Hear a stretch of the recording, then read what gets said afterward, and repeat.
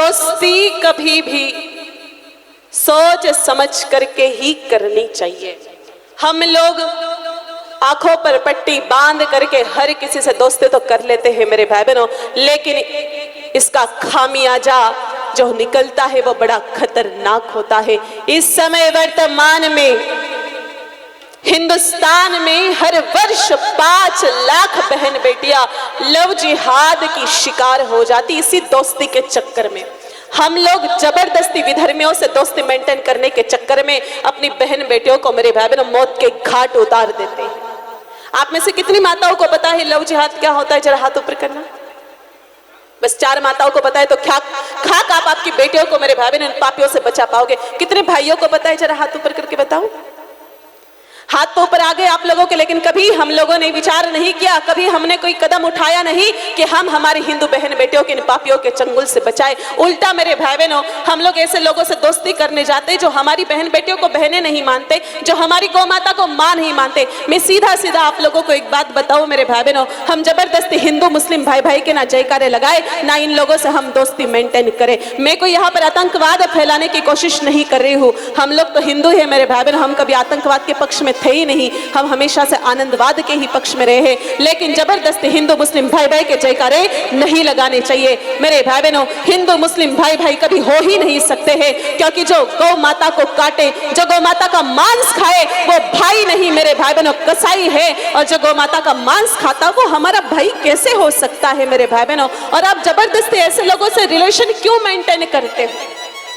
इन लोगों की खासियत होती है मेरे भाई बहनों, ये लोग जब हमारे घर में प्रवेश करते किसी ना किसी बहाने, इतिहास इस बात का प्रमाण है, 1300-1400 साल पहले ये देश में आए थे, हमारे देश में इन्होंने पैर रखा, कभी संस्कृति का हनन किया, कभी क्या लूटा कभी क्या लूटा। ये लोग अगर हमारे घर में एक बार आ जाए तो इन लोगों का नियम होता है वो बिना कुछ लिए घर से निकलते नहीं है। या तो चोरी चकारी करेंगे अथवा आपकी बहन बेटियों को उठा करके लेकर के चले जाए।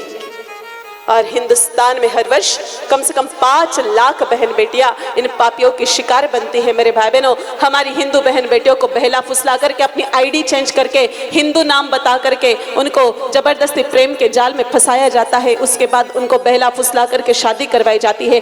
फिर मेरे भाई बहनों उनको यहाँ से दूर लेकर के जाते हैं, 15-20 दिन ब्याह करने के बाद रहते हैं और उसके बाद में उस बहन बेटी को मात्र बच्चे पैदा करने की मशीन बनाई जाती है।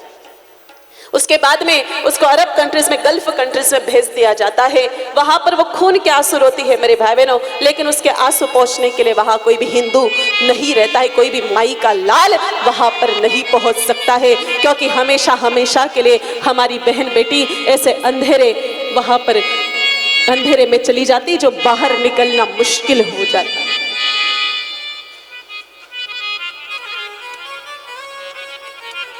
ये क्या है मेरे भाई बहनों? ये हमारी ही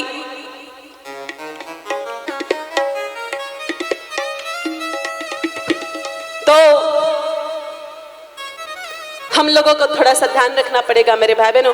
हम लोग जब भी बाजार में कोई सामान खरीदने जाते हैं ना, तो अगर हमारा खुद का हिंदू भाई कोई सब्जी दे रहा है और कोई दूसरा भाई मुसलमान है, मान लो कोई विधर्मी सब्जी दे रहा है, वो 1 रुपया किलो सस्ती सब्जी दे रहा है, तो हम जबरदस्ती सलीम के दुकान से ही सब्जी खरीदते, भले ही वो सड़ी है, गली है, सुगली है, लेकिन हमको वो 1 रुपया किलो सब्जी ज्यादा पसंद आती है।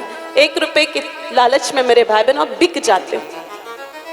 हमारे घर में नल खराब हो जाए, हमारे घर में कोई चीज खराब हो जाए तो हम मेरे भाई बहनों इन लोगों को ही उस चीज को रिपेयरिंग करने के लिए बुलाते हैं। प्लम्बर भी यही लोग होते हैं, वो लोग हमारे घर में आते हैं, लेकिन इनकी नजरें नियत साफ नहीं होती है मेरे भाई बहनों। हम लोग लाहे चाहे लाख कह दे हिंदू मुस्लिम भाई भाई, लेकिन ऐसा प्रमाण आज तक एक बार भी शास्त्रों में नहीं मिला है, ना इतिहास में है। तो क्यों जबरदस्ती मेरे भाई बहनों इन चुपती कांटों की माला को आप गले में बांध करके घूम रहे? तो बहन बेटियों को ऐसे पापियों से बचाओ। तो एक